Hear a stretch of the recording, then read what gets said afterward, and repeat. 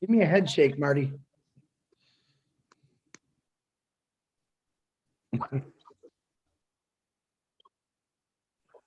Thank you very much, Marty. Hey, guys, it is the Obless on Tuesday. I think it's the 65th million show we've had about Obless. It keeps getting bigger and bigger and better. I have a very, very special guest, and I want to tell you the quick story how it happened. I think I told you about it on my live, but if you didn't watch my live, this is exactly what happened. I came upstairs from the basement to get my holy book, the Bible. Everyone knows I like to read the Bible. I set it down next to me at 10. I think it was 9 or 10 o'clock last night. And I thought, oh my gosh, I forgot to get someone for Obless. That second later, a beautiful lady called Gemma called me or texted me instantly and tells me about this phenomenal guy. She goes, he can do it tomorrow or next Tuesday. I immediately pressed the speed dial for Gemma. She was at a party. We could barely hear each other. That's why I said, let's get him on here. And that is a true story there, guys. So like I said, the good Lord's always taking care of me. I believe he brought me a very wonderful person. And I'm going to give this floor to Gemma, and she's going to take it over there and introduce this special person. And afterwards, when he's done, we can bring on the discussion, questions, whatever you guys want. Gemma Remke, thank you very much. The floor is yours. Chris, do you want the host? Yeah, if you want to give me the host, you can, Marty.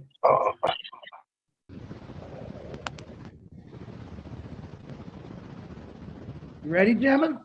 Yes, I am. You go right ahead. It's all yours, Gemma. Hello, everyone. I'm Gemma Remke from Calgary, Canada. While at a Rotary function yesterday, I met Dr. Kishan Narayan, who is a cardiac surgeon and loves to work with underprivileged people, especially children. He is here tonight, so I would let him tell you all about his work and what he does. Dr. Kishan Narayan, the floor is yours. Talk to us.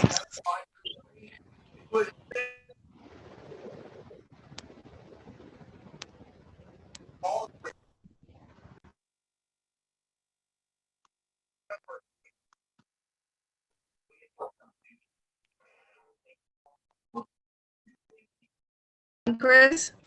You lose him? Did we lose him? I don't know. Did you? No, he's here. Unmute yourself, Okay. sir. You got to go down. Well, if you're on your computer, there's a little microphone all the way down to the bottom on your left, sir. Nope, you're not unmuted. There you go. I know. Okay. There you go. Thank you. Well, thank you for having me this evening. I was fortunate enough to meet Jenna yesterday by accident at the get-together at the Rotary. And she was enthusiastically telling me about your group. So, and I saw a lot of enthusiasm tonight when I witnessed you all greeting each other. Now, Jenna asked me to tell you a little bit about our humanitarian work. Now, I was born in Guyana, South America, spent most of my life in Canada, grew up in Canada, and got educated in Canada, Europe, Australia, and the United States. So finally, I'm a cardiothoracic surgeon, mostly subspecialized in cardiac transplantation, but I do all cardiac surgery. Ever since I was a resident and coming from Guyana, I always felt the need to do something for the people who were like me in the poorer countries. And so as a resident, I went on a lot of missions with people who led projects like these in developing countries. We went to Burundi, Iraq, Iran, Palestine, to Guyana, to even Jamaica once, and in Central America. So I was going on a lot of these trips. And when I became a surgeon, and I am working currently at the University of Calgary Hospital in Canada, in Alberta, where I'm also a professor, I had to, because there were so much of these, this need was so large, I was doing it until then with a group of friends. You know, I have friends in different continents where I was trained. So we could easily put together a group of surgeons to achieve a mission. For instance, if it's Guyana or somewhere, we could get together. But as well, on one of those trips, actually, I should mention, we went to Nepal, near to Nepal, and I was fortunate enough to meet Mother Teresa. And we chatted and got acquainted. And I told her, Mother, one of these days when I can afford it, I will adopt one child from you. And so when I was finished studying, she wrote to me and she said, well, are you finished? And I said I was finished and I would like to adopt a child. I had asked at that time for a child with a physical handicap. So, we could get it looked after if that was the case. At that time, she wrote back to me and told me there were two girls, two sisters, and if we took them, they will be together. So to make a long story short, I ended up adopting two children from her orphanage as well. And these things, and along the way, I met a lot of other people, but these things all were part of the effort to give back and to try to do something for people who were like me or even less fortunate. So now, I will shift up to Canada. Being in Canada, we continued doing this work. Like we went to Guyana. In 2004, I went to Guyana in South America, where there were, to be honest, more cats in the hospital that I went to than people. But then we started putting in ambulances. We getting people to the hospital. Eventually, we were able to put in I'm a cardiac surgeon, so we were able to put in cardiac surgery, which was never in Guyana, for children and adults. Now, initially, was there a question? No, go ahead, Dr. Edgar. Can you try to keep yourself muted, please? I'll get him. You keep talking, Doc. Okay. So in Guyana, we were able, we told the government and worked with them, and we were able to put in cardiac surgery. Today, there is some cardiac surgery for children happening in Guyana. But initially, I took those children from Guyana, and we got some donations from some charity in Toronto, and we were able to take them to the Dominican Republic, where we operated on them. And we had their hospital that was built for Haiti at that time during the earthquake, and we could use those facilities for these children. Eventually, we were able to set things up in Guyana, and at the moment, we have cardiac surgery running for children in Guyana. It's not yet optimal, but we are working on it. Following that, I got some requests to visit Central America. And at the moment, when I was in Central America, I was asked to visit Nicaragua, which was one of the poorer countries.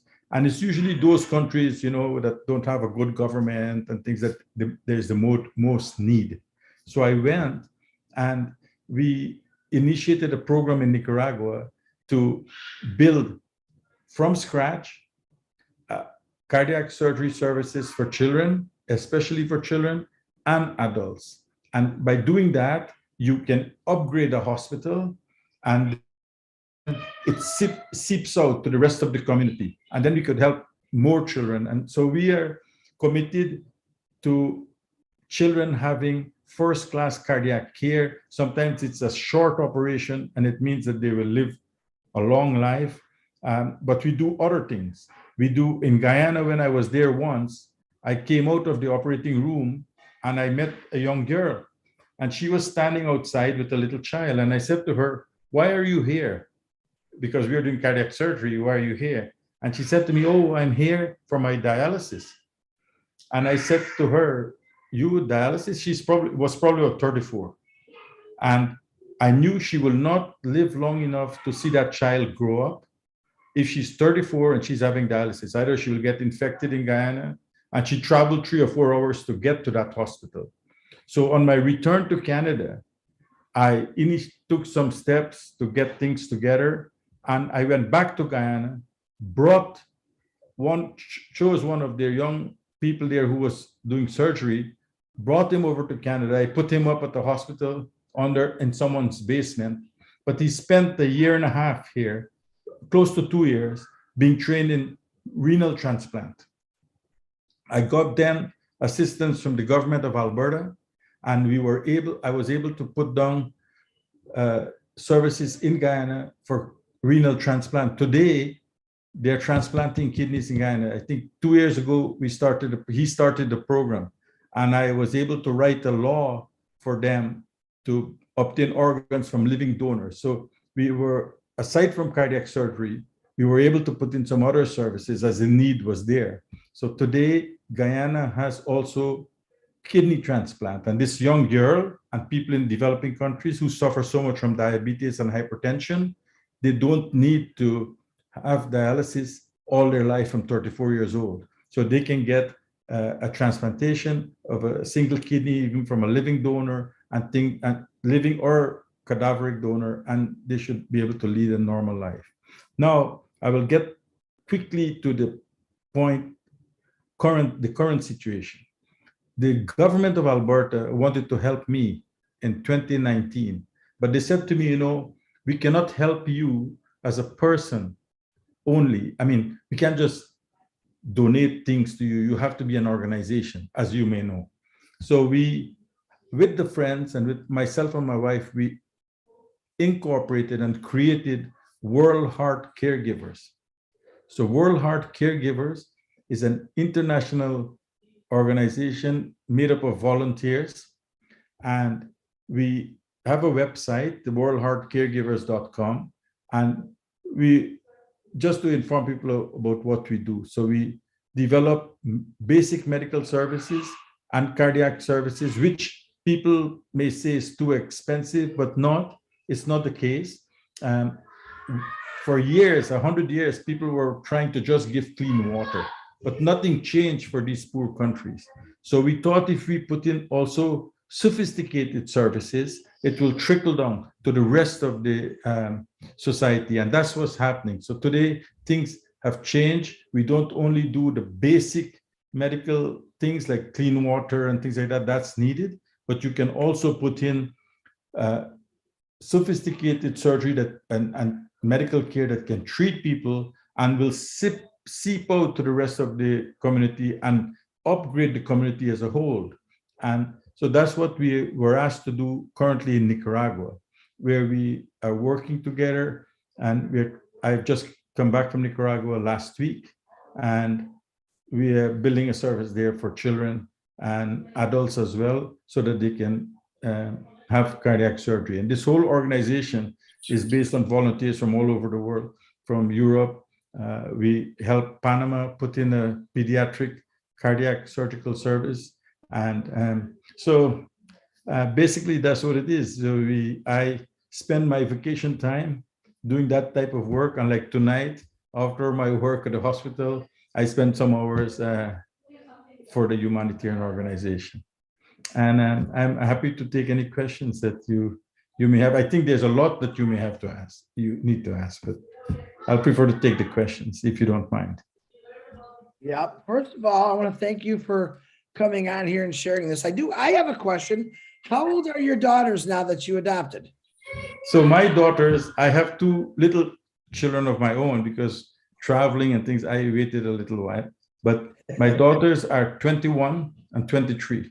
And one of them, I was in Belgium. I was the head of cardiac transplantation in Belgium, in Brussels for a while before I returned to Canada. And she stayed in Belgium to finish her studies. And the other one just graduated as a dental assistant. She can help the dentist. So I had to write to the sisters of Mother Teresa and let them know, because they always want to be kept up how the kids are doing. That's one of the conditions. Actually, there were two conditions that I always write, but Mother Teresa held me and she said, there's only one condition for me, and that is that you baptize them. Otherwise, all other things for me are not important. And so I baptized them. I actually also became involved with the church at that time and was able to do something, for people who were ill and in the hospital. If they wanted to speak to someone and they didn't understand things, I volunteered to be the doctor who they can come to and talk. And because they might want to talk about their faith and things like that, and they can feel comfortable doing that. Okay, I'm going to ask you another question I think a lot of people ask. what was Mother Teresa like? Did you get to meet her or just Yes, talk yes, to her? yes. No, no, no. We meet and sat down and talked a couple several times, and she was very. I must say, when you meet her the first time, I knew about her, but anyway, for someone who would meet her the first time, I think the first thing would be that humility, simplicity, and uh, and simple language, and her commitment to people. She just in a few words. So first of all, very humble and very quiet. A few words when it's necessary, and when she uttered those words, you can see. I mean, I'm not here, we are not in a church, but I do most of this also because of my faith in the Lord. And you don't need to, I don't want to impose that on anyone, but when you speak to her, you feel it. So she is very simple, and the simplicity is what is most striking. And she never would say a word about it. So she greet you actually. She's making me feel important when you're with her. Wow, that was a pretty powerful answer there. I didn't expect that kind of answer, but I'm glad that you said it. I think I can actually say now I know someone that actually talked to Mother Teresa. That's a really cool thing, and to actually experience it, how you just talked about it, what a blessing. That's definitely God's blessing to get to close to someone like that. Really cool. All right. Does anyone, and this is a tough one, guys. He threw a whole bunch of stuff at you. Someone's got to have some questions in here. Or, can you, before we do that, you guys start raising your hand if you got a question. What is the name of your charity? What is the name of the organization? It's called World Heart Caregivers. World Heart Caregivers. Now, This is something that Obless can help with a lot, can it? I just had a quick read of what Gemma sent to me about Obless. Right. And I think, I want to be open from the beginning. Like Obless, I was just a person. So Obless, I started all of this, right? Right.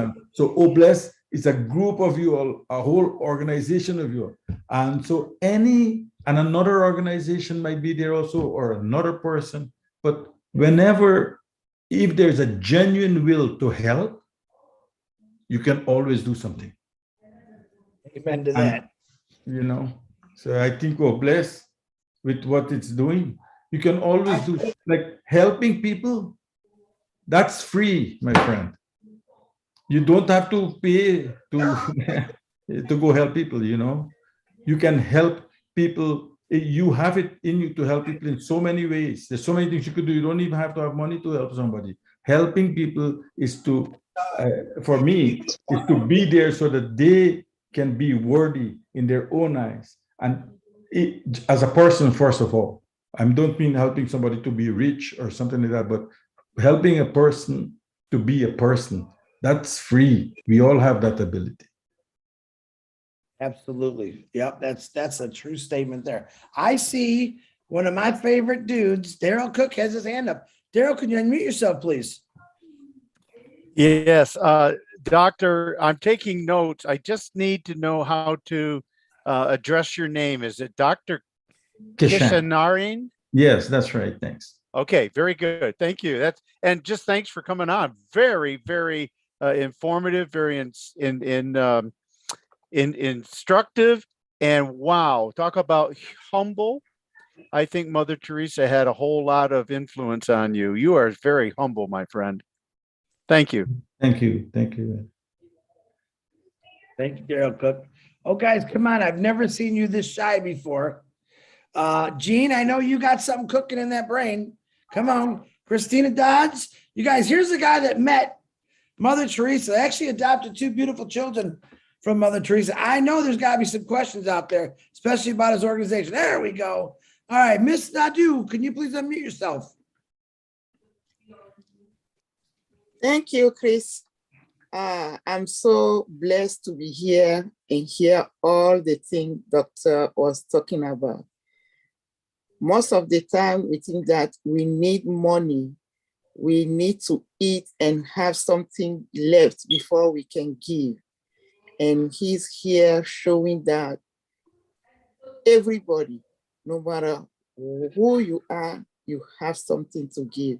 And I want to say thank you for that.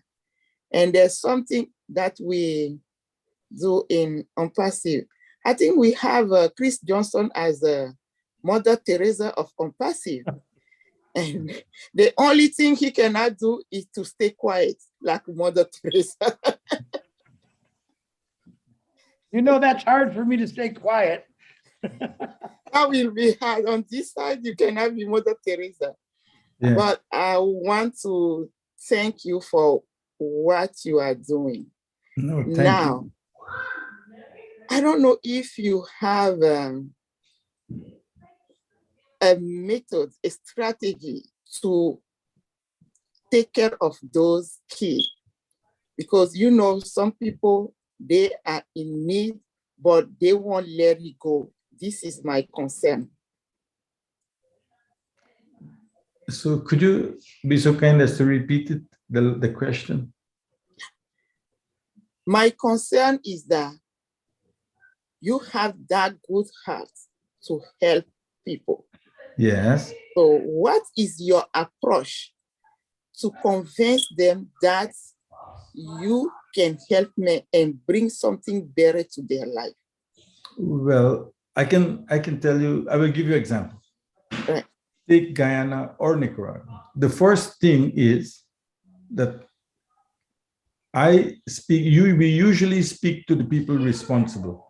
At least from a practical standpoint, I will speak to the government or to the president or to the Minister of Health, but I usually even speak to the president unless it's too political, then we don't want to be political.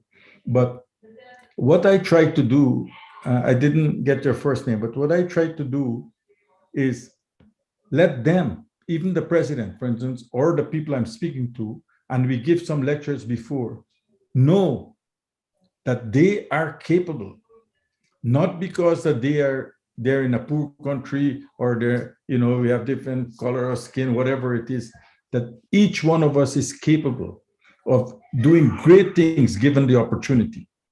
And then when they are convinced, be it the president or the people, once they are convinced that, we can do it, poverty may be keeping us back, but as people, I always tell them, when I give a lecture to the group at first, you contact your hands and they're 10 fingers. You have 10 fingers. You can do things. You're the Lord's children. You're equal to everybody. And that's your strength and that's your richness. And now we just have to create the opportunity with your cooperation to help you out of this poverty or this thing that is keeping you back and is affecting you. And once the people are convinced, I have not had a project that fails. They push me. After that, they are pushing me. And sometimes I have to keep them back. Like right now, I was in Nicaragua last week, and they said, we want you back on the 19th of August because there's a national celebration and we want you to say what you're doing. But of course, I have my family and I cannot go.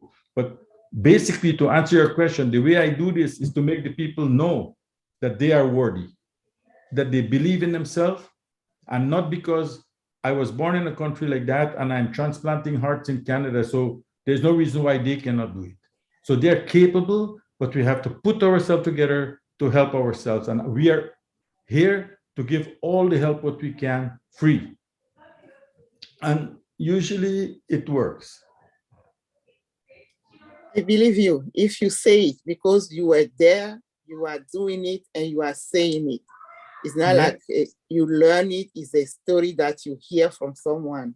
Yes. So thank you very much. I like the methodology. I even told it to some presidents. Like I took one president, I don't want to mention the names, and I said, look, remember when you were a boy walking out there? I know you're a president now, you're a rich guy and all that, but in that big thing, do you find there's some little space, some little extra thing Do you have that for those little kids still? Can you find that in yourself? And one president, he was joking, yes, yes. And then I took him out to the street. So we went one night for a walk. And I told, these are the guys. And this is what we want to have. I just want you to remember in yourself, if there's, and you have a very short life. I always remind them from my work in cardiac surgery, sometimes I operate on a patient and I go see him in intensive care the next morning. And he, oh, doctor, thank you. I'm so happy, you know, I'm going to do this. And I know that the day before, one little thread smaller than my hair, one of your hairs, if I did not see that it wasn't straight, he wouldn't be here this morning. So it's that thin a line and it's that short a life that we have. And so I often remind people that for those of us who believe in the Lord, he has given us a life, but a short, little, insignificant life. And we have to be conscious of it and live it consciously. And if we want to do something, we have to do it, not talk about doing it. And often the presidents, you know, hope until now, they didn't kick me out of the country. You are absolutely right, because even God who made us, he doesn't want to save us without us. Thank you. You're welcome. Wow. Good question there, Nadu. Very good question.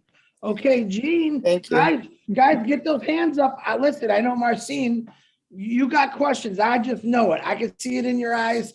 And don't be afraid, guys.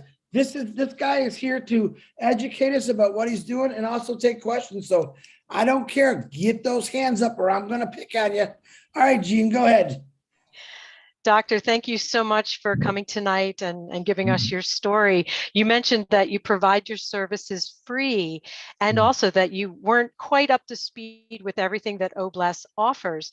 So just in a nutshell, it is essentially a crowdfunding platform that is fee-free, meaning if someone donates to a cause, all of that money goes directly to the cause. So it's an unprecedented platform, but it's beyond just money. It's also going to have movements behind it, projects, people going, you know, and supporting these projects. So it's bigger than just the money. But for you, knowing that, how, if you imagine that right now we're about 1.4 million strong, and if we each give $1, that's instantly $1.4 million to your cause. So thinking on that grand scale, what are the kind of things that Obless could support your efforts with? Would it be building a hospital? Would it be getting staff? What would it be? Well, I tell you what, Gene, like, for instance, 2 years ago, the government of Alberta, you know, for those of us who are not in Canada, Alberta is one of the provinces of Canada. And in Calgary, we are in Calgary, and the health service said to me, we will want to donate 2 machines to you, heart-lung machines, you know, the heart-lung machines. And each machine, if you buy one today, it's about $500,000. And they donated the machine, and I brought it, I have some pictures, into my garage. I got some guys from the hospital to come and make sure everything is okay. And we took the machine down there. So in that way, they helped us by giving some equipment that we needed. But I will come to your question, but I just want to let you know. So what I do is that I would go, when I go to a country like the government or I speak to the president, I said to him, I always say to them, you know, you all buy big cars, and even the poor countries, they drive the biggest cars. So maybe you can find some money to support this project. And they often do. They say, okay, we will provide the infrastructure for the people who go with me. They will pay the passage and they give us food for the days that we are on the ground. And that's, so I don't need to pay, you know what I mean? I didn't need to have a lot of money in my hands at that moment. When I went to Guyana, they needed angiographic machine, you know, that take the pictures of your heart. So I negotiated with the European Union, and we got agreement that they can supply them. The European Union will provide a machine for Guyana. But then I put them in touch with the people in Guyana so that I don't want the money business. You know? I'm not good at handling that. And so they speak to Guyana directly, and they were able to help them directly. And then we can use that there to help. So I've been able to avoid this big money thing because I don't want it too much. We only want to be able to do the work. So now, like your, like Obless, how Obless, I don't need anything like to me or to the organization as such. But what we do need, for instance, I'm going to Nicaragua now. But one of our fears and people who want to volunteer is that when we operate on little children, they have a very small amount of blood in their body. And we don't want to lose all the blood. So there's a machine called a cell saver for those of us who know. And we can suck that blood up, process it, and give it back to the child. Also, in those countries, we don't have a lot of blood banks. A machine like that costs probably 75,000. You're talking about 1 million people, $1, right? And I'm struggling. I get a lot of complaints home because I have a young family also. But to put together like something like that, just to get 75,000. Now I negotiated with the company, and the company brought for another machine which I needed was 70,000. And the company has sold it, given it to me for 21,000. And so I was able to pay for that one on my own.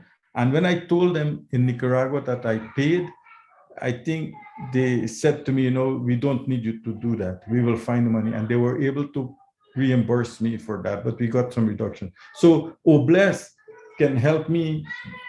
First of all, if there's any people in Obless who are interested to volunteer even 1 or 2 hours of their time in the month to support me administratively, like I am doing most of these things myself, right? That's one, like some administrative support or I think something like that. And also to provide, if they can, to help us to get some of the equipment that we make, but not to, because Obless should be helping many people, not only us. So something small, if you get 1 million donated by Obless members, then maybe 1 or 2 equipment for us, 1 or 2 something for another person, so that more people are helped, That's what Obless can do for me.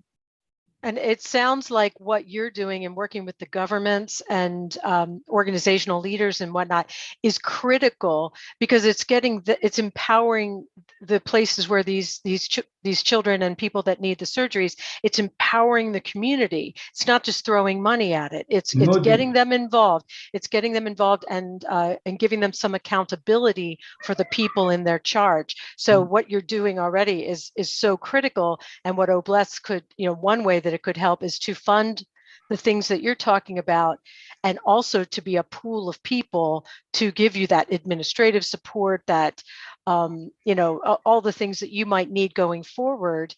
And then your job then would be to, as we've all been doing, expand your thinking beyond, to be helping more and more people. But I think the way that you've been doing it is absolutely beautiful. I know Obless it's only going to help you, and it can help you in whatever way you want it to. Dean, I'll tell you another thing. I have the agreements on the website. You can see. So what I do, like when I go to Nicaragua, for instance, now, it's a very poor country. And I say to them, look, we always make an agreement, and depending on their condition, for Nicaragua, I said to them 6 years. In the 5th year, when I come here with my team, you should be telling us, thanks, guys. Thanks for the help, but no thanks. You can have some food, enjoy the place, and go back. And so that we would make them self-sufficient. So right now in Nicaragua, I have selected 32 people for the hospital. We're training people to be surgeons. We're training people to be good intensive care nurses. We're training people to work in the operation room. I got some money. We sent 2 boys away to Guatemala, which is also a poor country, but they are learning to operate the heart-lung machine. I sent 2 girls. I encourage the government that we talk to Mexico because of the Spanish language, and that they go to Mexico. And they're in Mexico right now getting some training in heart surgery for children. And when we visit Nicaragua, they come operate with us, and so that in fact the program has to be self-sustaining. And so when we stop after 3 years, they should ask us to leave. They don't need to be. And that's one of the things that I tell them when I make the initial speeches, that we are equal in the Lord's eyes. We are able, and okay, we don't need to depend on other people forever to do things for us. We can do it ourselves. And as a matter of fact, in Nicaragua, they're so convinced that they have asked me now that when we finish this center, can it be a center where we can go to the rest of Central America? So right now, when I went there last week, and another time on Obless, I can show you the presentation, is that we hope that these people now, and we started making the contacts with Honduras, El Salvador, and Guatemala, that they will be able to go there too. Like I can, I'm not going to be able to do this forever, but they will be able to go there and help those children. And so there will be some kind of exchange. Do you understand? Like, so it's a blueprint. You're exactly. Creating a blueprint that then can be replicated, which is phenomenal. In the meantime, no, keep going. No, they can become World Heart caregivers, and they can go and help people. Because, well, maybe I'm not going to be able to do this one day, but I want that on my last day that I have said that I have made my life worthy. At least I tried. And the life that was given to you is nothing nicer than to know that you earned that humanity. You were given the potential to be a human being, as they say sometimes. And with your life, you earn that title, if you wish. That's beautiful. That's so beautiful. And when you're training all these people, I mean, that's another thing Obless can help with, is to cover their travel, to cover their needs as they're being trained, so that they can then take over when you want to step back. Yes, like those girls in Nicaragua who went to Mexico, they don't have so much support. Like we try to send them some things, but they are not like the usual people in training. Thank you. Very, very good question. Thank you. Thank you very much. Doctor, I'm going to break something down about ONPASSIVE and Obless. I know you're new to it. Yeah. ONPASSIVE was designed and created by a gentleman named Ash Mafara, and his whole goal and plan was to change and help humanity. So we don't just help out with one thing, we help out with everything. And you're the kind of people we're looking for, because you're doing it. You could train people how to do it. Like you said, you're not going to be able to do this forever. I honestly wish you could do it forever, because I think you're great at it and you had the will to do it. But there's going to be a lot of individuals, hopefully young individuals, who follow in your footsteps through ONPASSIVE, through Obless, where you can teach them and help people. The whole goal is to fix things in this world that either has not been addressed, or we just ignored, or just gets a little bit of help from people like you. So that's giving you a quick little thing about ONPASSIVE and Obless, just to let you know. And I think the person who, if I may add, who formed ONPASSIVE, he probably reached a point where he realized that we are not just here for ourselves. I mean, it's everybody around us who make us who we are. That's a saying that they say, the people around you make you who you are. He would probably have a very good conversation with you. Yeah, it's that little wisdom and that insight. I just ask for everybody, even for my wife or the children or anybody. The only thing is to recognize your humanity in the other person. Amen. And if you see that, I don't see how you can deny another person or treat him other than like yourself. But you just need to take the time, and you will see how refreshing it is to yourself. Just try. Amen. Amen. Okay, let me mute that gentleman. Gene, thank you very much. Richard, you had your hand up. Did you put it down, or did you get knocked off? Richard Lamoot, you there? Yes, I'm here. I love all of you beautiful people from the bottom of my heart. I looked at the site, and unfortunately, I saw a no. GoFundMe. Oh, They keep a percent of the money. no. So what happened? They were one of the volunteers for the machine I told you about. You remember that machine? Yes. So he said he will, I think it's Ronan Cocker, the name of the person, and he was going to get some donations to help with that machine. But as you see, there were not much donations on that thing. I don't even know if, I haven't looked at it, but I don't think there are any donations to it. So there was one. There was one. That's from the secretary of the board of directors. Hold on, Richard, let me jump in here for a quick second. Number one, GoFundMe is not a bad thing. They've helped out a lot of people. I actually don't know what GoFundMe is, but one of the people put that on. Yeah, no, we're not. Remember, Richard, we're not here to judge. GoFundMe has helped out millions of people. Yeah, they've made a lot of money, but that's what Ash saw. Well, who makes this money? The GoFundMe people, not me. Yeah, no, they get a big percentage. They make a lot of money off people. But well, and you know, it's maybe a no, but I don't know, man. Who is gonna help these people? Right. No, it's not a no. Ash is just doing it better. That's all. GoFundMe, there's a lot of platforms out there, doctor, that do great things, but they turn them into businesses where they make money. But in fact, they still help a lot of people out, but they can do a lot more if all the money went to those individuals that need help. That's what I'm saying. I haven't gotten any money yet from that thing. I hope they can get some money from it, but we haven't been able to use that. I think the people who put it up, she put in the money herself. Right. I haven't put in any money myself, but was to buy this heater cooler. So when we operate on a patient, we need to cool their bodies. And so when I went to Nicaragua, they found the machine.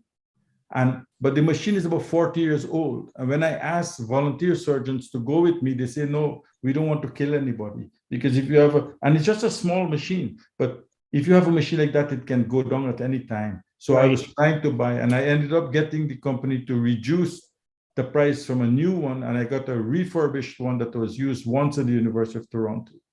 But I mean, I don't know what the problem is with the GoFundMe, but anyway, if there's there's not a problem. Richard's just making a point that, you know, they take money from people to help people, but we're not going to do that. But Richard, what else you got, buddy? No. What I want is to find out, how do we donate people to money to your organization to buy equipment like you were saying that's needed, or to build a hospital or whatever.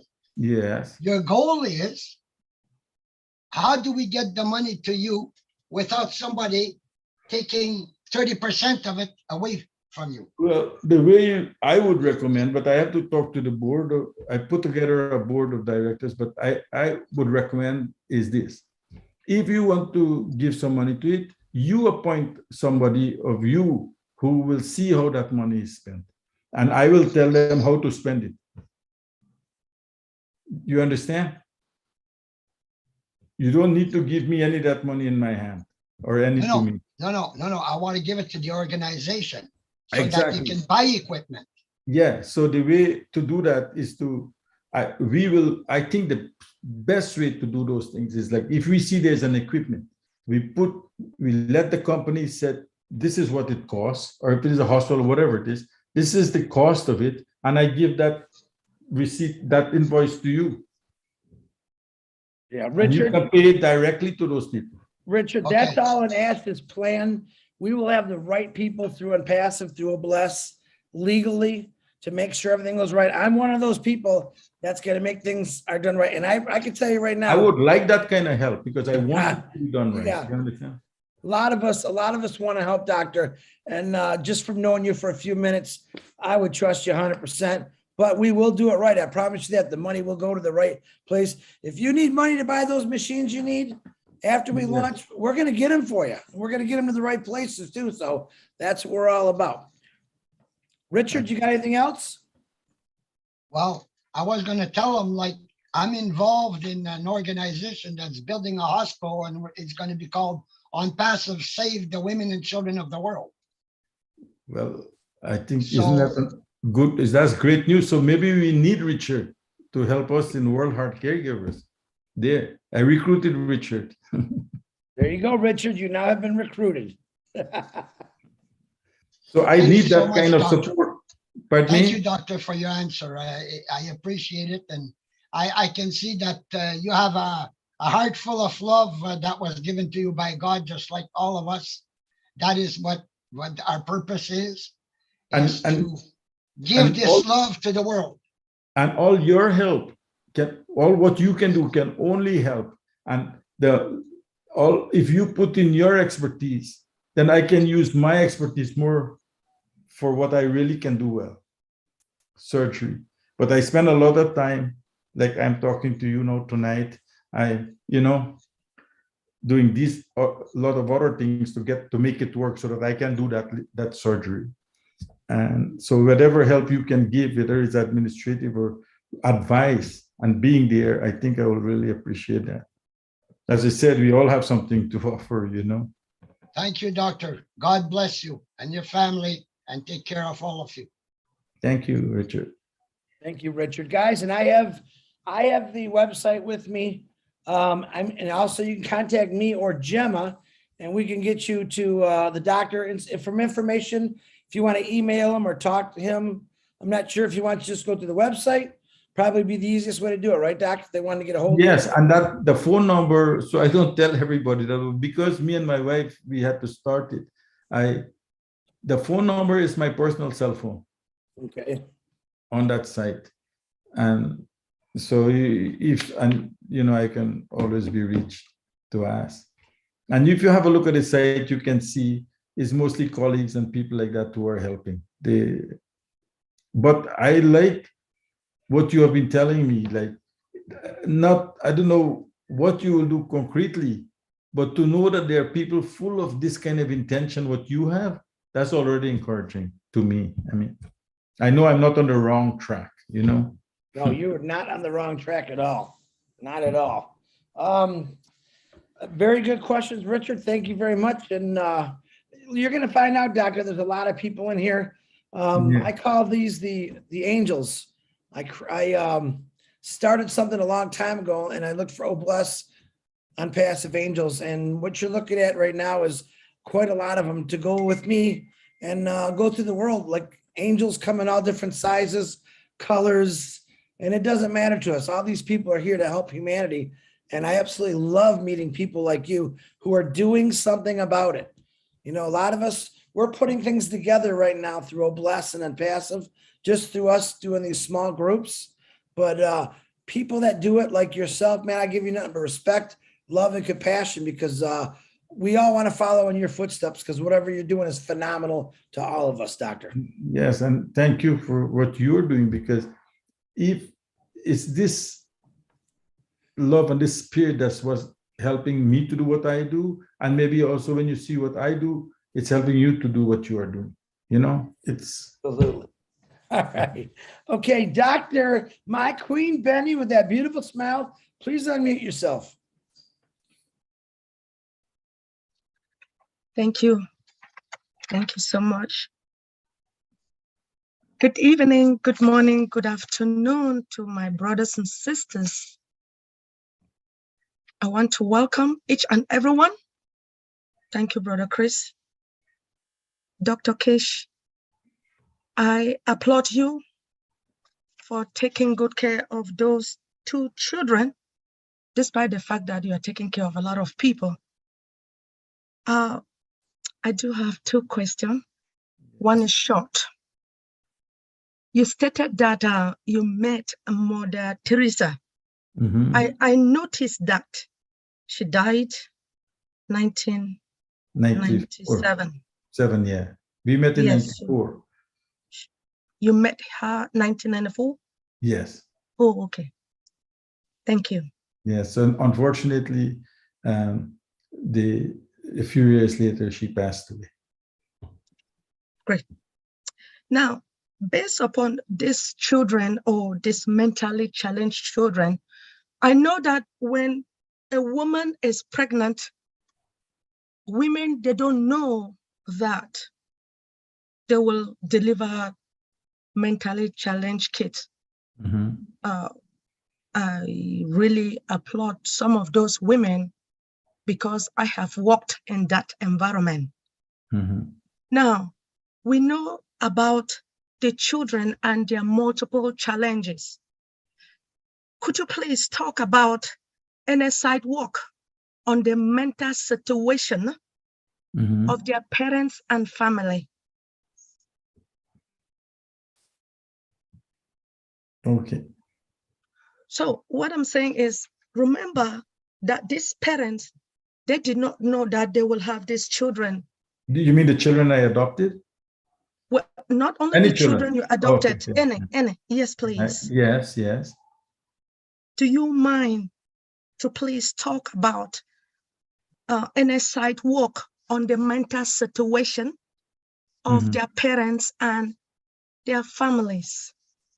Yeah. So if I understand the question, my response would be that the first thing I think in a family or with parents and a mentally handicapped, well, let's say a mentally incapacitated or less gifted child, is to appreciate. For me, I first of all appreciate what the parents have, what their issues might be. So parents, might be disappointed. They will be sorry for their child. So my first efforts would be to let that parent know that their child is worthy too, and that they invest in that parent, that they know that they are strong, they are worthy, and they actually have been given an opportunity. I have adopted children who I look after. So if it's their own child, even with whatever the child has, you have to be able to, and it's not easy, but I think you have to be able to make them proud to have that child and to do the best they can do for that child, as they would for a normal, I mean, for a child who wasn't that way. You understand? To take off that veil and not only see the child as a mentally challenged child, but to see the child as a child. It's my child, with a lot of difficulties, but it's my child. And I will do everything I can to make that child also have a worthy life. And so it's the same principle, but I'm just trying to say that take away the blockage that they may have in themselves, because you're doing so many things in Obless for so many people around the world. It's easy, like I said, to do for your own child, handicapped or not. But you have to be able to get to that stage where you see that the Lord has given you here another opportunity to give somebody a worthy life. That's how I see it. So I don't really see, as a matter of fact, when I first spoke to Mother Teresa, I asked for a physically handicapped child. And the reason I said physically handicapped was not to be unfair if my wife wasn't, prepared to handle that. Yes, please. Thank you so much for the answer. You stated that you are sending, let me say, people to go and study. Yes. You are training them. I wish I was young enough to work with you. Well, maybe you can still do something. Certainly, as soon as our company launches, I will definitely work with you. And just to let you know that with what you're trying to do, Obless will definitely help. And when it comes to finance, I know that there are certain people who can handle money. And I want you to know that I can handle money to make sure that it goes the right way, to make sure that they buy the right equipment when the time comes. So you can count on me. Thank you so much, sir. Thank you so much, doctor. We appreciate you. Yeah. And if I may add to that, with the people like you or like Obless, I don't know how the idea came about for Obless, but you can do more. It can even allow us to do more for more people when you have some support to do it. Like now, I went to Nicaragua, I pay my own fare, I pay my own stay and all that, but I wouldn't go 2 or 3 other countries at the same time because just to keep the price down. But you know what I'm trying to say? Like, you don't have to pay for me, I pay for myself. But what I mean, it can allow organizations, whether our organization or another, to reach more people. Yes, please. And if I may ask one more question, based Yeah. upon those children, right? Do they talk? Can they talk? Yes, they can. Okay, good. Now, some of them are very small, months old. Some of them are older. Good. Those that are older, have you asked them anything like what are their goals? What do they really want to do? Despite the fact that they are a little bit challenged. No, the children who are so most of the children we operate have cardiac problems, heart problems. But they have some problem with their heart and they wouldn't live a long time, maybe a couple of years or a couple of months, and so we are able to correct that. But the whole idea is to give them an opportunity like you and I have. Thank you.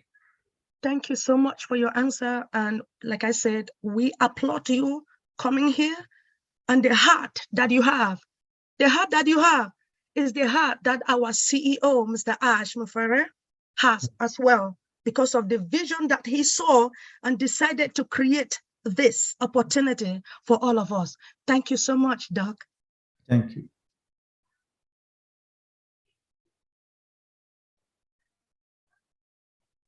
Chris, you're muted, Chris. Unmute yourself, please. Holy cow. I said some important things. Now I forgot. No. Great questions, Dr. Benny. And we got Narelle from Workon from Australia. Go ahead, Narelle. Please unmute yourself. Thank you, Chris. And thank you, Doctor. My name is Narelle Workon, and I am from Australia. Yes. Firstly, I want to say thank you. I am a survivor of open heart surgery. Back in 2015, I had a triple bypass. I didn't know that I had any sort of problems with my heart. I didn't have any precautionary warnings, anything like that. I woke having a heart attack one morning, rushed to hospital and was operated on and had that life-saving surgery. What a blessing it is to have you here today, because people need to understand the pressure behind. Here in Australia, we have public hospitals. We don't have to pay a cent to have any of our surgeries. You can pay into a private healthcare basically to get a better room in the hospital. It doesn't necessarily mean a better doctor. But what you are doing for the children, honestly, the feeling of gratitude when you go through such traumatic surgery, it never leaves you, because you feel like you've been given a second chance. Now, as an adult, that is overwhelming at times, but I can just imagine for the children. I am in a open heart surgery worldwide group. Where people go in and support each other to what's coming up, because it's very scary when you know. When you don't know, I went into it quite believing that God was just going to keep me alive, which he did, but it also changes you for the purpose that you have in your life. I do have a question. Yes. And only because I've been through the surgery, I still today get overwhelmed. I suffer with anxiety, as you can tell. It's very emotional, close to my heart, so to speak. However, like you talk about sending people or having people that you're training, those who use the heart lung transplant machine, those who do the actual surgeries, which is so important. But one of the things I know that lacks here in Australia is the mental support, the follow-up, the psychology, the counselling afterwards, because that is what I think is needed so much more. So I'm asking the question, do you have that sort of support? Is there somehow that we can also support that? Yes, as a matter of fact, 2 hours before this meeting, I spoke to someone because of the meetings in Nicaragua last week and asked her if she will be, she runs the revalidation center here. And we're not only physically, but mentally support people after the operation, and especially needed in countries like that. So for sure, I don't care. I mean, I can call it Obless revalidation. I mean, for me, it's the same, as long as the people get it. And to say to you, I spent 2 years to get advanced training in cardiac transplantation in Perth, in Australia. So I'm quite familiar with the Australian system, and I have operated on a lot of patients in Australia. As a matter of fact, I have operated on a lot of indigenous people in Australia for a particular operation where we use human valves to replace their heart valves because they don't have care when they go into the outback. A lot of the indigenous people don't come back to the hospital. And so I'm quite familiar with the Australian healthcare, and it costs nothing in Australia, but in Nicaragua, for instance, last week I was negotiating with, telling them, look, for every 3 people that we operate who can pay something to the hospital, not to me, but to the cost, we will try to save a little of that so we can operate on 2 people who are living in a hut and cannot afford something, and they agreed to it. So that's how we try to fund it. Like even in those poor countries, there are some people, when they get sick, they will travel to America or somewhere. But if we can give them the operation there, they can have it with their own people, not me, the people we train. So for every 3 of those, if we can operate on 2 who are not so well off, then that's how we try to pay for them. But I think your point is very important. I think the post-operative care should be, and when the patient is discharged, that should be as important as any of the other ones, because you have to go back to life normally. And and I often give the example of, Henry Kissinger of the United States. Most people know him. And so he had several bypasses before he became the foreign secretary. So you can go back to normal life, but you need some support. Thank you for raising that point. That's okay. I just want to make sure, because being a person who has been through open heart surgery, they send you for like physical exercise, to get the heart working, and you walking and everything like that. But a lot is forgotten. I know over here they are have put together by professionals now and making note of post-perfusion, which is called pump head. And that is a serious case in a sense of people don't understand unless you've been through heart surgery, how that do. I do understand.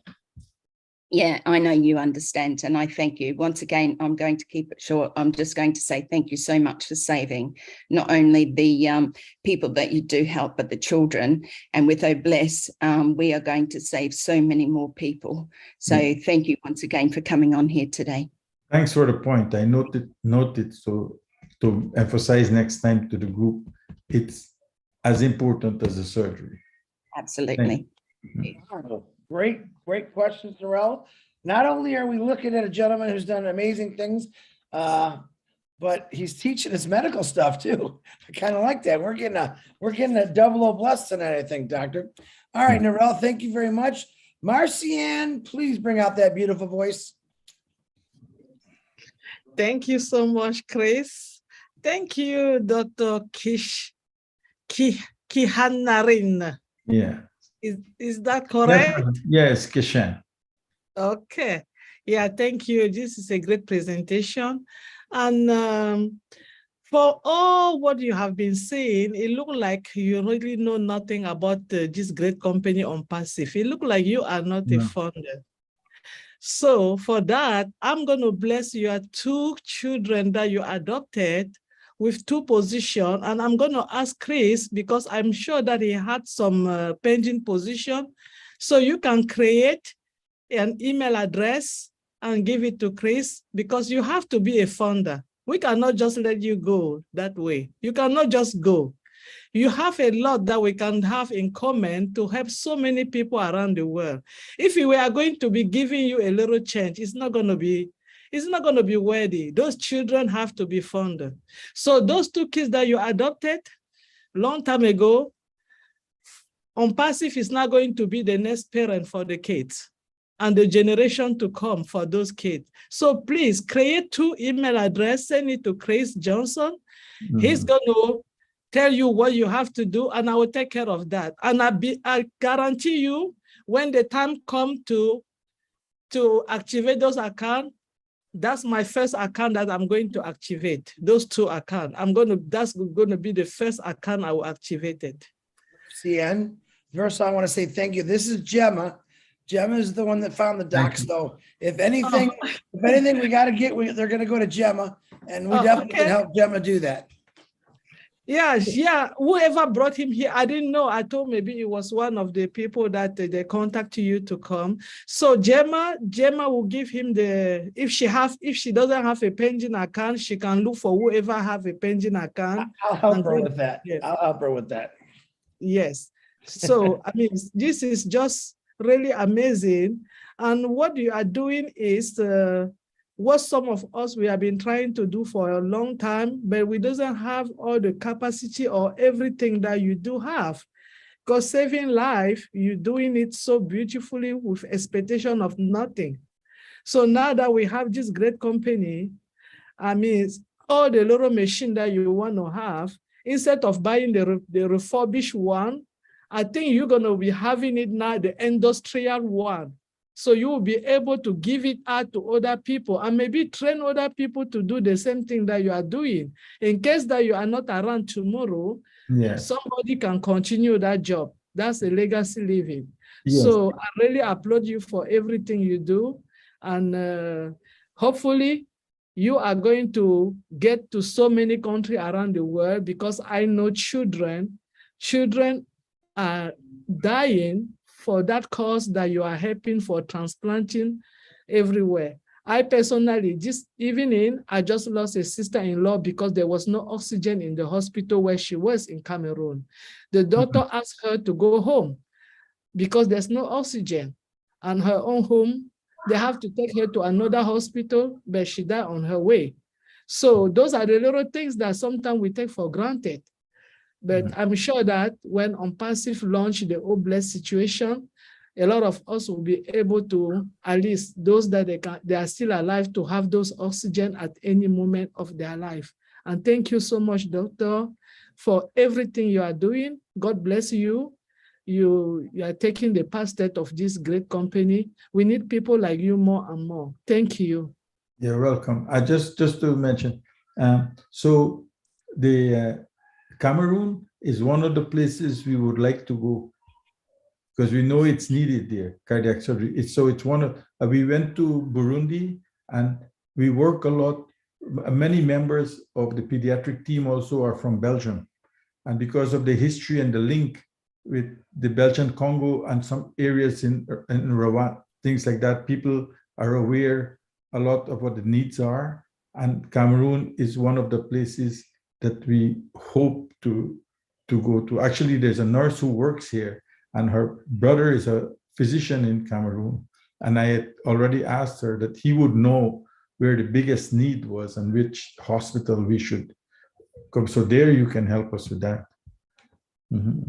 I will. And I'm so glad you consider Cameroon. I'm from Cameroon as well. And there's so many little things that we have been putting in place, not only in Cameroon, in other countries in Africa. Like I said, it was the stuff that we used to do from our own, maybe trying to find a way to make it better. And thank God we have Obless from ONPASSIVE that is going to open the door for us and make people know who we are, just like you today. Because of ONPASSIVE, I came to know you, and 1+4 million people around the world, they are going to know who you are. So, and this company is not just here to just bringing that little hope for one person. It's for a lot of people. We are not even launched yet, but you can already see the heart and you can feel the heart. You can feel everybody heart. You can feel what people want to do so much. And I'm really thank God that we have ONPASSIVE. I'm thank God for Mr. Ash Mufara that share his heart, that know that lifted, he want to try to help people like me, like you, people that they want to help other people. He give all those platform of Obless. So I believe that together we are going to do so many things. And count on me. You're going to be getting me very soon in your website, because I'm going to be telling people who you are, where you are, and how to get contact with you. And I'm sure that you are not going to be overwhelmed, because that's something that you do with a beautiful smile on your face. So when you go to the site, you will see that there are many doctors. So I am looking after for the day that I'm not able to do it. You will see some good surgeons and everybody on the list who already would be the people who could do that tomorrow if I wasn't able to do it. And so I'm taking care of that aspect of it also. wow, that's wonderful. That's wonderful. Thank you so much. Thank You're you. welcome. You're Let me welcome. give the balance of my time to somebody else. Mercy, and thank you. Thank you for what you did. We will figure it out with Gemma. Like I said, we know we try to respect that rule, and we'll do whatever we can. I see some people saying, let's all donate. We'll take care of the doc, don't worry, because he's been taking care of a lot of people. So I really believe, Doctor, that Ash Mufara would love to have a wonderful conversation with you, because we do have dentists, doctors in this family we call ONPASSIVE, and they're doing a lot of work to try to create a lot of new things for healthcare in the future, many things. So we don't just work on one thing. We're going to work on multiple things. So, okay, Mercy, thank you very much for the wonderful questions and the wonderful gift. Mirthalyn Butler, wow, come on down, young lady, in that beautiful yellow dress. Good evening, everyone. Hello, Dr. Kish. Yeah, good I would evening. like to thank you so much for all the good work you're doing around the world. Basically, everybody have touched on what I wanted to say, but I'm still going to kind of ask my question.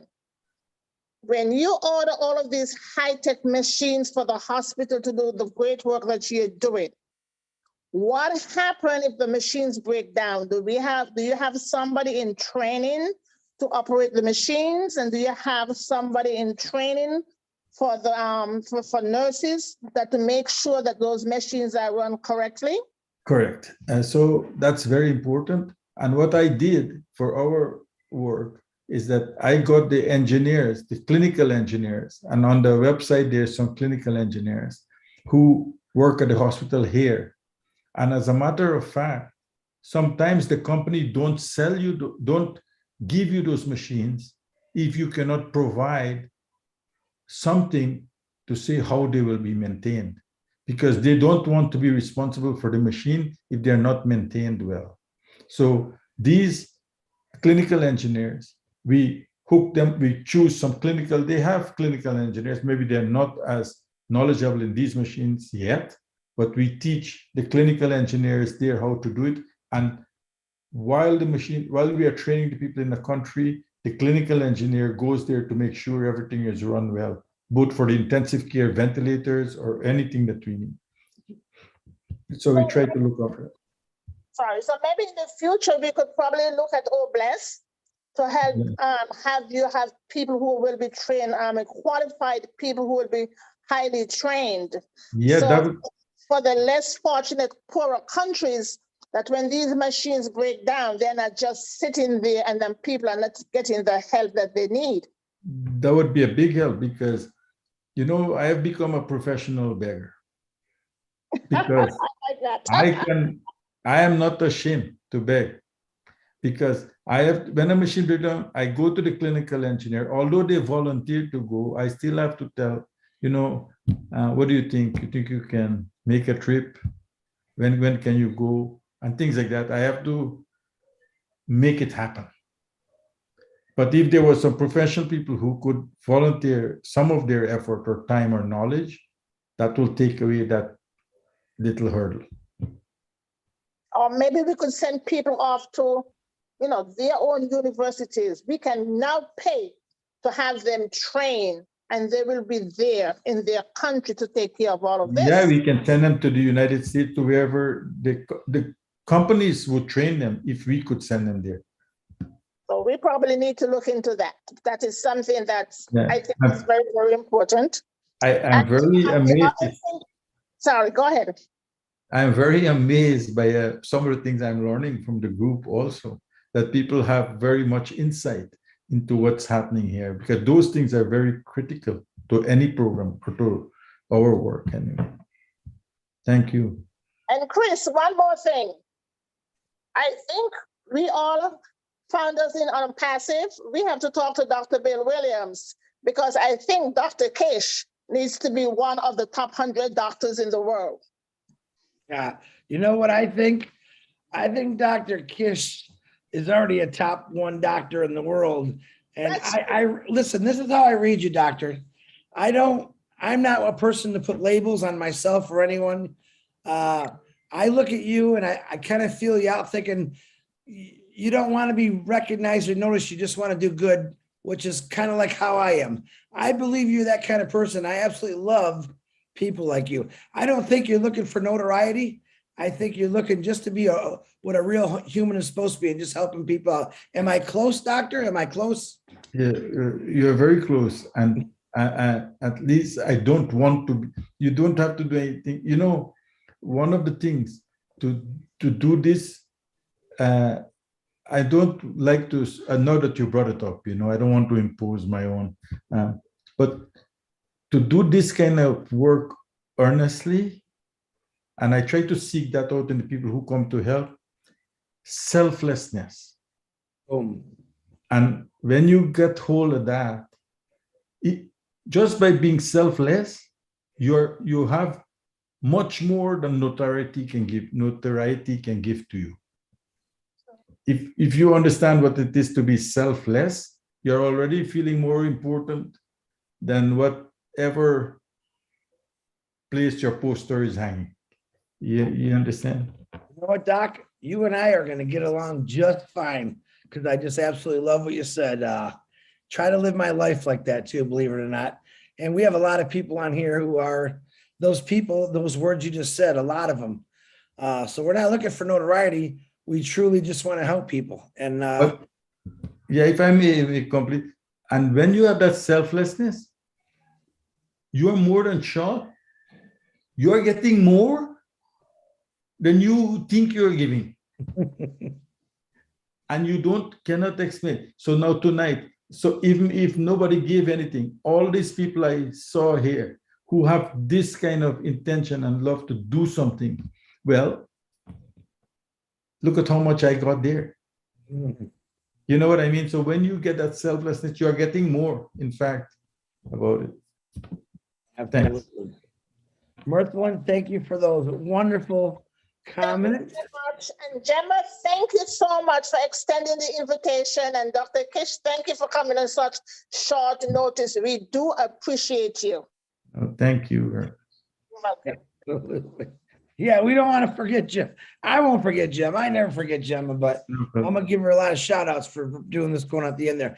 All right. Thank you, Mirthlin. I have another beautiful sister of mine just pinked out tonight. Gladys, please unmute yourself. You look amazing, young lady. Thank you, Brother Chris, so much. And thank you, Dr. Kishanarin. Thank you. And for everybody who is on. First, I begin by introducing myself. My name is Gladys. I'm originally from Kenya, but I'm currently in the United States. And allow me to say, I thank God for your life. And this is because after listening to you, what you are doing around the world, with such a humble heart, we can see compassion. through your eyes. And it's not easy, but you have done it selflessly. I'm sure by now you know, and I know what it means for a child in a poor country or in a country that is not privileged to have such high-tech equipments that are in developed countries, having a heart transplant or a heart surgery in a remote part of the world. Thank you for that. Because number one, such procedures are very, very expensive. The equipments are limited. People who are trained to do such work in those countries are few. And so someone has to step up to do something. And that's what you did. And that's the heart of our CEO, Ash Mufare. You said you don't know how this idea of Obless came about. He got fed up with the same things that you felt fed up, or you felt you had to do something. Things like children sick or people sick and they have no access to health care, people sleeping hungry, children or people not being able to be educated because of lack of finances or access to education systems that work. So for you to do what you are doing, I really, really thank you from my heart. And I'm happy that you met Mother Teresa. I could have loved to meet her, but I never had a chance. So that's a blessing. And I believe that part of who you are is who you were born, probably raised and shaped by your environment. And some of the things are things that you got to learn as you grow up. But you also remember God, that there is a creator who gives wisdom, and he has given you that wisdom to do what you do. You can count on me. You said that you will like to get help, but we want to make sure we do it the right way through Chris and through Obless.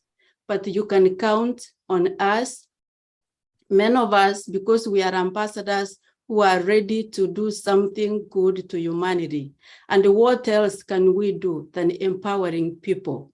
I like the fact that what you are doing, you are focused on empowering people, not just giving them, helping them, and leaving them. And that's what our CEO wants to use Obless to accomplish, to empower people so that they can be independent, so that they can also go train, equip, and also wherever they train those people to go out and continue to help people. And I'm amazed when you say that you don't want money, you don't want it direct to your hands. Many people will want to have the money, but you say all you need is people to help, to handle that money and make sure that you have the equipment that you need. Now I come to my question after the comments. Understanding, I'm a registered nurse, and I understand that care can be very intense, especially after heart transplant or heart procedures. And some equipments need electricity, like breathing machines, for them to be able to function. Have you been in a situation where a patient needed an equipment after leaving the hospital and they did not have electricity at home? Number two, after such heavy procedures like heart transplant, are you able to, are the parents able or caregivers able to be trained to continue providing care when they leave the hospital, when they go home, for the family members or loved ones who have had surgery? Those are my questions. Okay. So first of all, thank you very much, and for noticing that we try to empower people. But I also want to add, maybe I'm too much like that, but I want to empower them, but I want them to know, first of all, that they are already empowered. They are empowered, and they just have to recognize that. And then I will empower them more, but we are all empowered. And so we try to empower them, and so that they recognize that without me, they're empowered. They just need this opportunity. You are helping them to discover their potential. Exactly. And now we're one of the first things we do is select the people, and the like I said, when I brought the boy here from Guyana, we trained him in kidney transplant, and then we took the pharmacists and the nurses here. The government of Alberta helped. They didn't give me anything, but they paid everything for them to go. They allowed them to take leave from their work, and they went down there and trained the pharmacists and the doctors how you give these medications, how you follow. We even set up a whole unit there with some friends of colleagues who I asked to go with me, where they all can get their ultrasound and they get checked in their kidneys, just the same as in Canada. And so we do take care that that happens. Of course, it would be useless to do the surgeries and not have the follow-up. Okay. Yeah. So have you had a situation where a patient needed an equipment to use after being discharged from the hospital, but they did not have electricity at home? No, I haven't had that as yet, where we send them. We haven't had that situation where they will need something at home. So Okay. we try to make sure, but if that's the case, we would, of course, have to make sure that they do have the electricity at home. And that's something that when we get to those stages, that's when like Obless will help, but we have to get the governments and the people who are looking after those children in their country to realize that this kind of thing, that should be a priority for them, that people have access to good water, to good electricity, good road. Those are basic needs. But sometimes when we do this work, the government gets encouraged, and we hope, right, with the help of the Lord, that they also see what they need to do. Thank you very much. And it's good to include the government, because I believe there's a lot of money in the government, but probably needs a little bit of input from people like you so that the money can go to the right places. Thank you so much. Yes, your concerns are valid. Thanks. Thank you very much. My sister in pink, Gladys, nice questions, Dr. Great answers. All right, guys, it's about, goodness, my eyes are, Doc, I need an eye doctor. It's 20 to 11. It's 20 to 11. So we do end the stock at 11 o'clock. We've got 1, 2, 3, 4, 5 more hands up, and we're calling it a night, guys. So Marty DeGarmo will be the last one that I call, because I know the doc might have a surgery tomorrow. I don't know, but yes, Jennifer, but it's worth it. Yeah, let's try to get it done a little early so we get this guy some rest. If he's doing surgery, I do not want his eyes looking like mine. Jennifer Dickerson, please unmute yourself, please. Hi, thanks, Chris. Hi, doctor. Thanks for coming. I just can't imagine as a mother what it would be like to know that your child can't get any medical care in some of these countries. It's just heartbreaking, and it's so inspiring to have someone like you that goes and does that. And on that note, I am actually from Calgary as well. Yes. Oh. And I would love to give you any assistance you need with administration or any writing you need done or anything like that. So I would like to reach out to you and offer my help. Oh, that's excellent. So Gemma may be able to coordinate that we can meet actually here. Yeah, that would be great. Calgary, I mean, yeah. So that will be a wonderful opportunity. Thanks for offering that. And so if Jenna is listening, she will know that. And the earliest opportunity, for instance, next Tuesday, I don't think I'm open next Tuesday or Thursday. We can meet for a coffee or something. Okay, sure. Yeah, I work from home, so I'm pretty flexible. So all right. So anytime Gemma, if you can be so kind. Gemma, and get that organized. Yes. Thank you so much, Jenna. You're welcome. Yeah. Very good. That's all I had. Have a good night, everyone. Thank you. Thank you, Jen. Good. Making connections. I like that. All right, Miss Julie, please unmute yourself, my beautiful girlfriend, you. Thank you so much, Chris. Hello, Dr. Kishan. My name is Julie. I am coming to you from California. And thank you so much for your time being here with us. I also want to say thank you, Gemma. I believe we cross paths for a reason.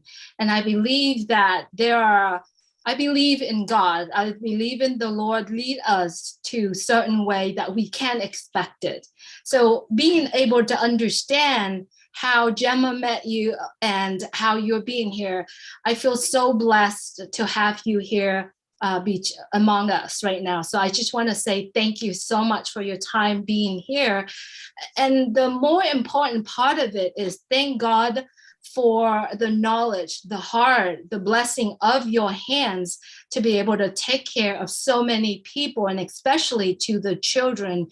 I do have 2 children myself, and I was driving actually hearing what you shared and hearing what you're saying right here. I'm so blessed to be able to know someone like you. And many of us who are listening, knowing the fact that we can give a hand to help. Right now, Obless is not out there to the world yet. The financial part will come, but many of us here looking forward to not only help you on what your mission is, your goal is, your vision is, but also how can we replicate what you are doing right now to other part of the world? And so the questions that I have for you is, how can we help you at this point? And the second part of that question is, how can we replicate what you are doing? And not only what we are doing, there's many of us in other countries could connect with the doctors in the area, and especially here in California, how can we help you at this time? Before I even finish the questions, I also wanted to let you know that in ONPASSIVE, we do have another product called Academy, which will be a perfect product for you to be able to go on there and teach other doctors or the new doctors that are coming, the young doctors that are coming, to be able to do exactly what you are doing. So Gemma, I wanted to applaud you. And I know, and I said this to Gemma, I said, sometime the Holy Spirit lead us in a way that we don't even know, but they lead us here somewhere, somehow. And I go back to what I said is, we cross path for a reason. So thank you, Dr. Kirshand. And if you could address my questions, I would really appreciate it. Yes. So the first question, if I recall, is how you can help me now. Yes. So I have explained a little that sometimes financially, I don't need any money, but we sometimes would buy equipment or for projects that can help the project itself. So something like Obless can help there, but also Obless has a lot of people. So there are a lot of experts, people who not even giving them money, but who, I'm just one person. So Obless is like so many people, and with brilliant ideas, and some questions here are so insight. People had such in-depth questions that even to advise us and to be a resource, to support me anyway, and the organization, that's how you can help me. And going forward, what I plan, one of my dreams is, and it can be, if Obless want to be part of that, Obless is welcome, and we can call it Obless World Heart Keepers, I don't know, but is to, in each country where we go, I think a good idea would be to set up something like World Heart Caregivers, like our organization. So let something like that grow in each country, and so that they will be able to help another country. Do you know what I'm trying to say? Correct. So yes. We try to recreate our organization, for instance, in Nicaragua. Like, we can call it World Heart Caregivers Nicaragua, or we can call it, if Obless want to do that, I don't care really. Like Obless organize, and they can go and help other people. Like, I think that's one way to propagate this, and how you to replicate this for Obless would be to have that vision, first of all, to replicate it, and then to see how even using people like us to put down organization or roots or group of people in different places who can take this forward.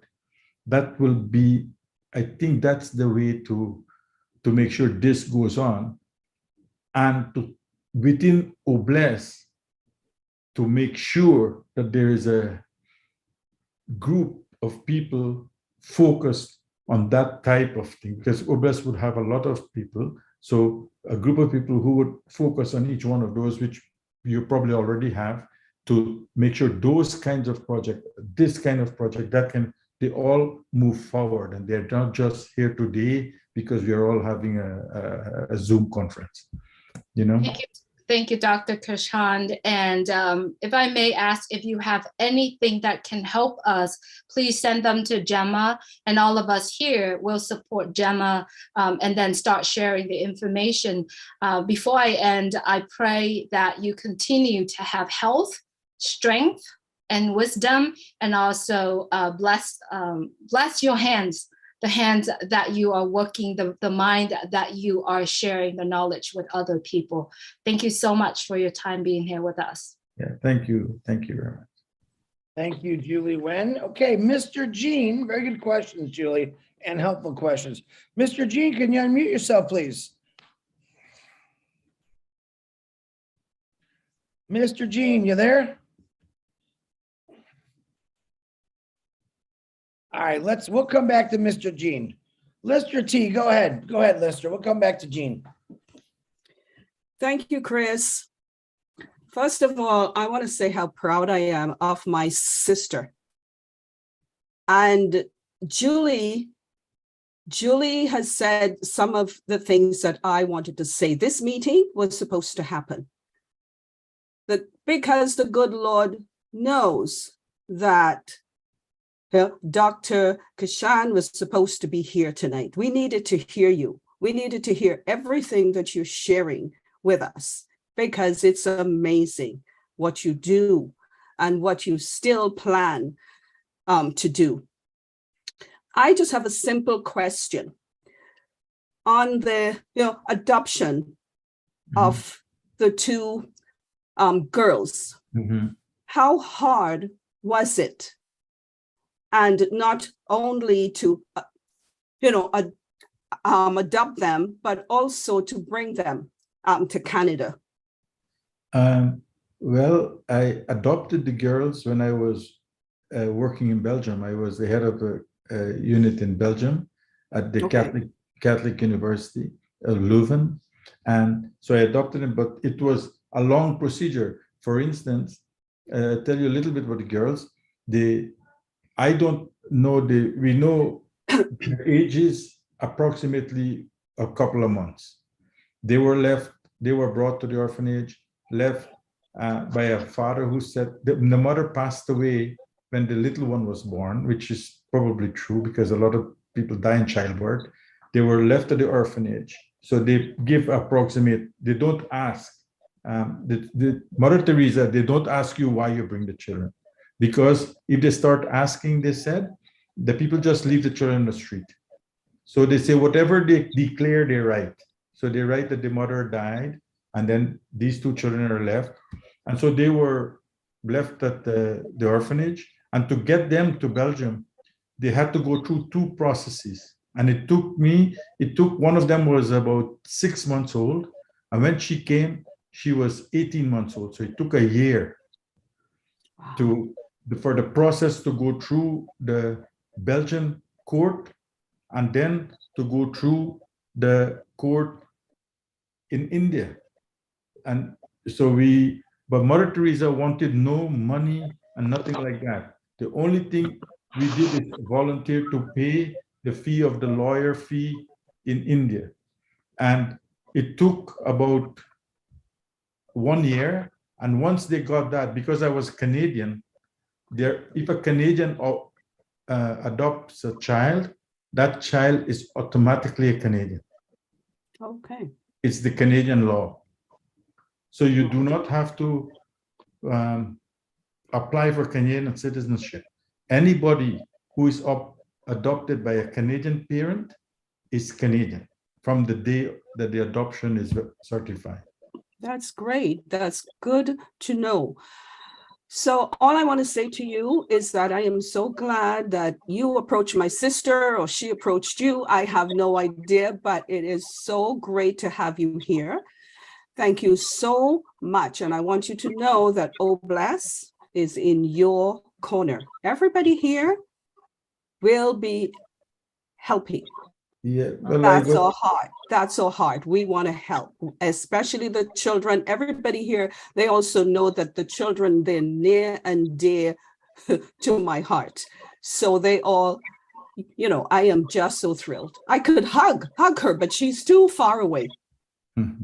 Anyway, it was great listening to you. You are amazing. Keep up the great work. Thank you. Thank you. Very much. Thank you so much. Thank you. Thank you, Lystra. Yeah, hey guys, I'm loving this. A lot of great things. I knew it. See, you all were shy and hanging back. All right, I'm going to try this again. Mr. Gene, I can see you in that chair. I'm not sure. Gene Zango, Baptiste Zango, can you hear me? I seen you moving on there. I don't know if you dozed off or. All right, I'm going to call on. All right, I got another hand up, guys. That's the last hand because I know the doctor's got stuff to do. So I'm going to move Gene off and Marty, go right ahead. Wow, wow, wow. Dr. Kashin, my name is Marty DeGarmo and I am your friend. Amazing. You lead with your heart. You are heart, sir. I feel an honor to even hear you tonight. You know, the thing that blew me away, you never mentioned money. You talk about empowering people, getting the money to the people that are already doing the projects, because they're out there. There's a lot of superstars out there that have no resources. And the biggest resource is people, like you said. And if you get people to believe they can, they will. And if they will, they'll share it with others. But what you said tonight is very powerful. You planted a seed here in ONPASSIVE, my opinion. And there'll be a day from ONPASSIVE where people have more time because their bills will be paid. And then you have people volunteer, and all they have to do is scale up what you've already done.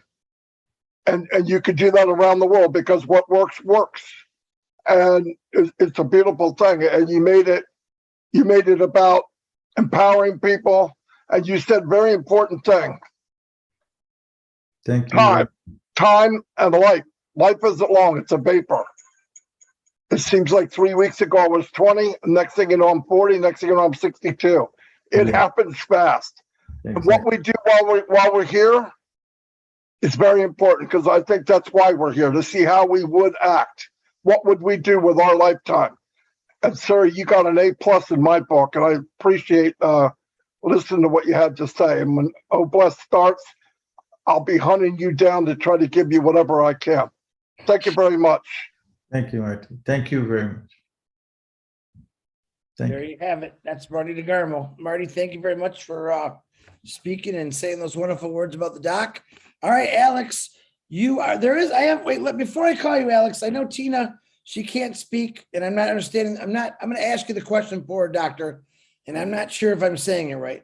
She says, could you ask if he has a way for anyone to sponsor a Chile program in Chile? I'm sure. It's like adopting a cholesterol, remotely giving them the support they need to succeed, whatever they wish for themselves. Do you understand? Or it's for a child. Do you understand that? Doctor? Chris, I think a little guy, I have also 2 of my own children, and one of them, you go to bed. I think he just came in and took my attention for that second. Could you kindly repeat it? Sure, I could, because I want to get you out of here. I know you're tired. This is from a lady named Tina. She would like to know, and I hope I ask it right. She said, is there a way for anyone to sponsor a child program? It's like adopting a cholesterol, remotely giving them the support they need to succeed, whatever they wish for themselves for a child. You understand that? Yes, we know enough people of the places where we go, where that kind of approach will be beneficial, not to one, but to many children around in the poor countries. I mean, that's what we are doing for all those children. So for certain, someone can do that for them, other people.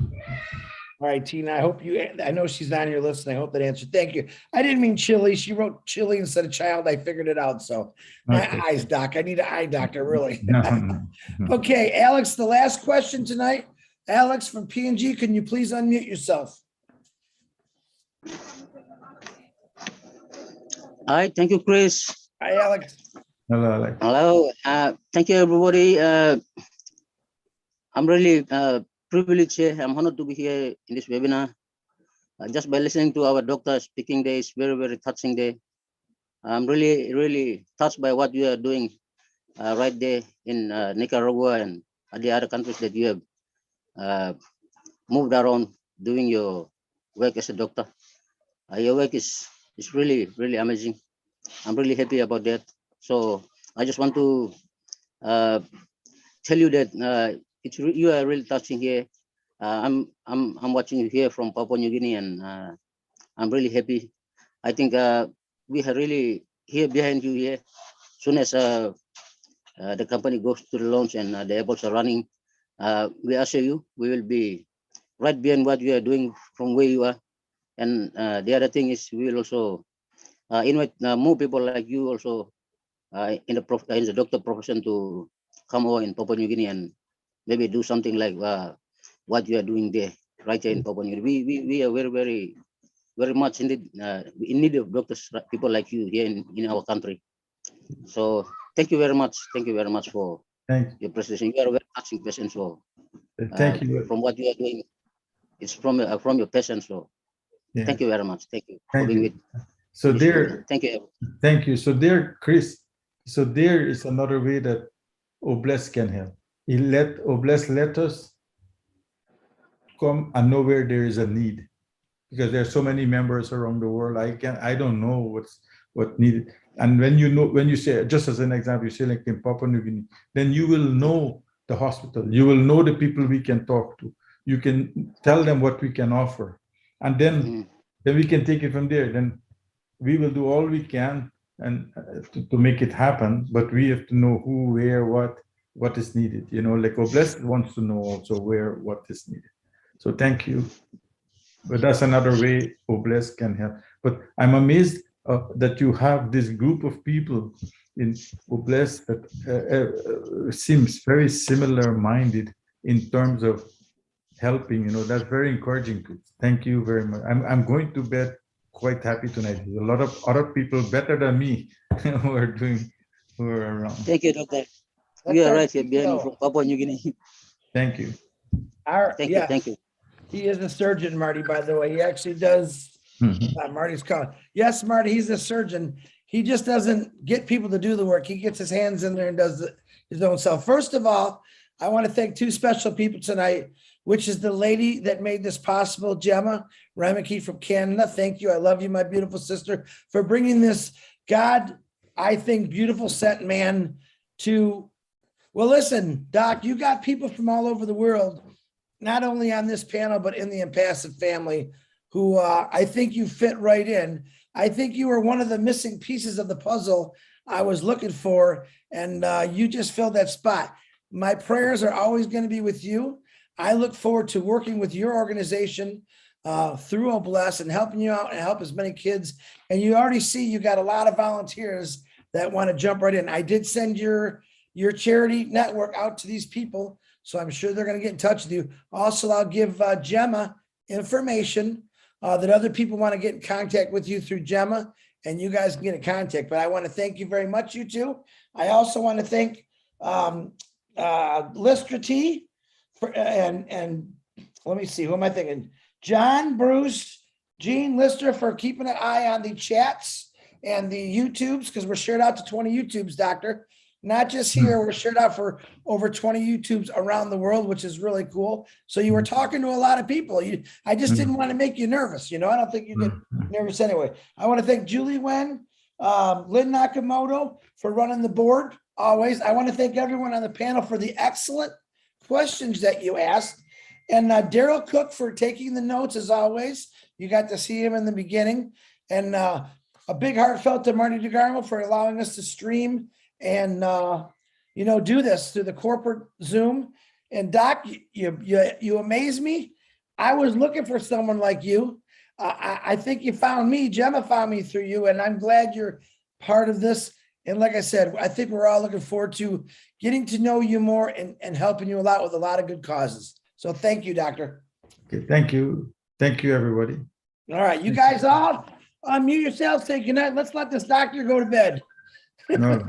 Thank you. Thanks, Doctor. Thank you, Doctor. Good night, Doctor. Night, Dr. Cook. Thank you. Bye Thank from you for your Canada. everything. Love you. Love you. God bless you. Family. Good night, Kristen. Good Good night, night, Marty. From Doctor. New Good York. night, everyone. Bye, Thank you for Amy. having From me. North And Carolina. good night to all. Good night. Money New York. to you Night, all. Richard. Hey guys, Good good night. Good announcement. night, Jenny. Good Bye. night, Good Shirley. night, everyone. Good night. Thanks, Good Gemma. one to you in Kenya. Night, good night, good night. Julie. I had to mute you. Hold on.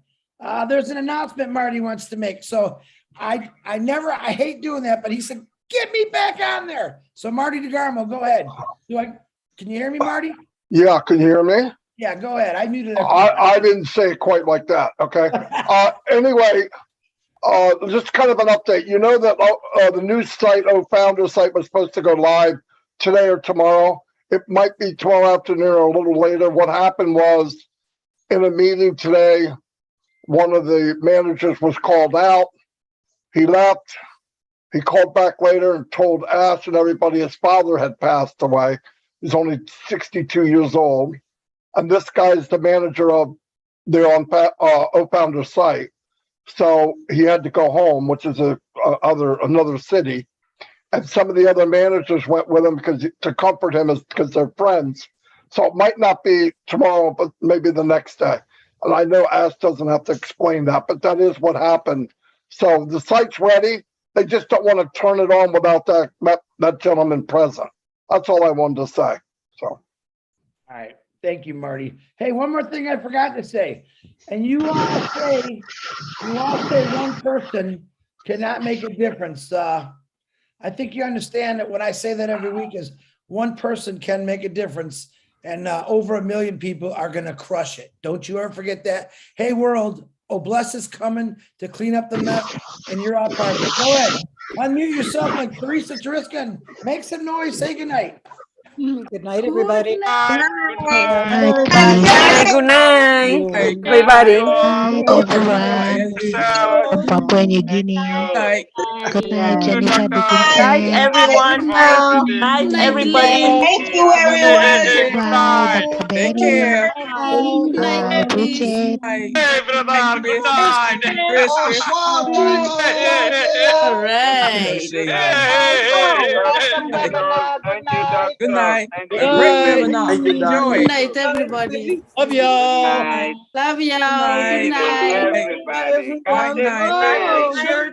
Good night, Richard. Good night, Richard. Good night, Richard. Awesome. Good morning. Good night. Julie, everyone. I'm from New York. Hi, Lynn. Good night. Oh, Good night. Bye, everyone. Yeah, Marty's out. Good night. Bye, Lisa. Bye, everybody. Have a blessed day. Bye, Mom.